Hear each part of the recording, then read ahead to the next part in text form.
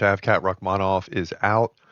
He is not fighting in the main event against Belal Muhammad. People are going crazy, more so about this fight. I mean, it's not completely surprising that Topuria vacated the belt. I mean, you already know he has plans to move up, but it's still surprising. But this one is more or less outrageous because Shavkat, much like a Hamzat Chimaev, has a huge following. People believe he already is the champ. It's just a matter of, not if, but when.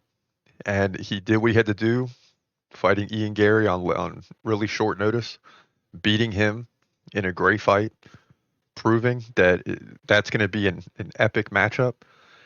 And all of a sudden, we get the news that it's Belal versus JDM, Jack Della Maddalena.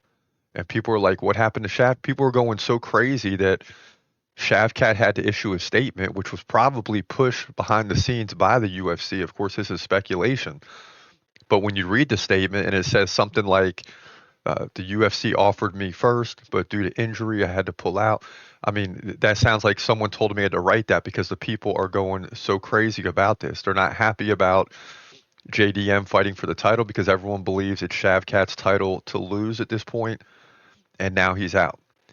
And what's confusing about this is if it's a big injury, you would think Shavkat would have told us all. Okay, that didn't happen. And maybe it is a big injury, but that leads you to believe that it's a minor injury of where they could have waited 2 or 3 months, give Shavkat some more time, and let him fight. But instead, you got Shavkat on the sidelines for at least 6 to 8 months. And if this fight, is a tough fight, and both of these guys get potentially 6 month submissions, whoever wins, then you got Shavkat looking at 9 or 10 months before he fights, as he said, later in the year. So people are obviously upset about this situation, but it is what it is. This is what we got. We got Belal Muhammad versus Jack Della Maddalena coming to us. And, it's a big opportunity for JDM. Make no mistake about it. Just like it is for Diego Lopez at 314. So how's this thing going to shake out?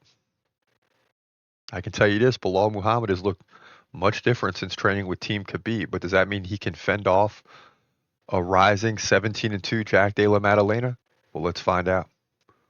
In the welterweight division for the welterweight division title at UFC 315, you're seeing this right, Belal Muhammad versus JDM, Jack Della Maddalena. And this has fans up in arms because Shavkat is not in the mix. But hold on for a minute because Muhammad is the champ. He's 24-3 from Palestine. Jack Della Maddalena from Australia. He's 17-2. So he's no slouch. Both guys 5'11". Belal's 36, so he's slowly getting up there. JDM, 28 years old, still relatively young, just entering the prime window. So he's still got a long way to go in terms of hitting his prime, his peak performance. JDM's got a 1-inch reach advantage, 73-72. He's a switch stance fighter.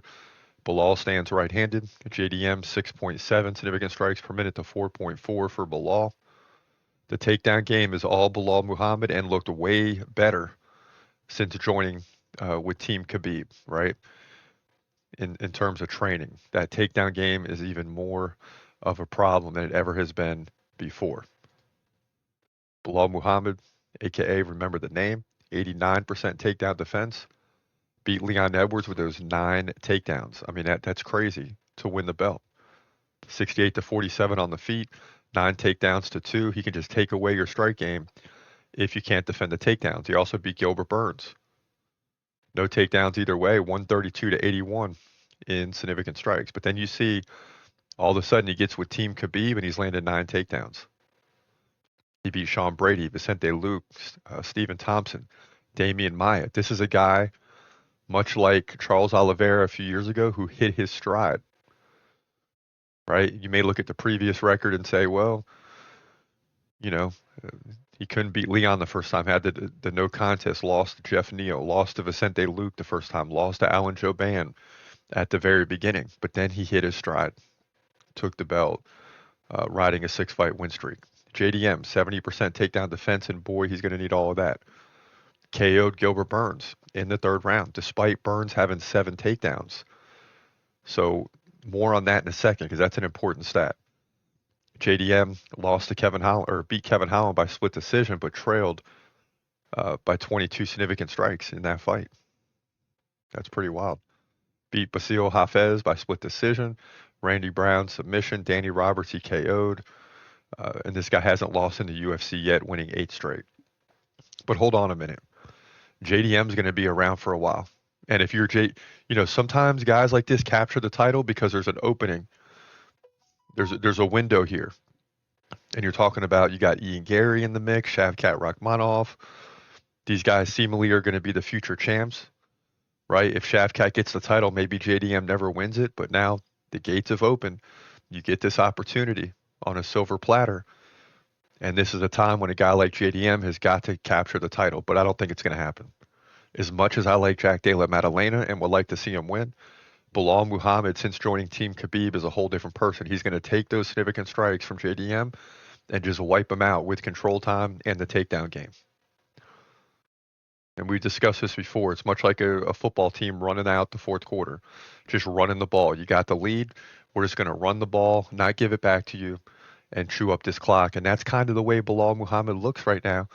And, it might drive you crazy because there's not a lot of action. And he's got the head on the hip and he's taking you down and he's riding you and he's, position over submission and all that stuff. But it works if you can't stop it. And I don't think JDM can because you go back to that Gilbert Burns fight and he gave up 7 takedowns. Yeah, he still won. But Bilal's a different animal. And those skills are going to be a problem for JDM. I'm really interested in seeing how this plays out, but I got to lean towards Belal Muhammad to get the victory, both in the strike game, which he'll equalize, but really with the control time. We're looking at over 10 to 15 minutes of control time, 9 to 10 takedowns if necessary to win this fight. That's the bottom line. It's not going to be easy, but he's going to make it look easy on his way to getting the win here, retaining the belt, probably by decision, and moving to 25-3. And then we'll see Shavkat hopefully after that. But that all remains to be seen. We got to get to this fight first. Belal wins.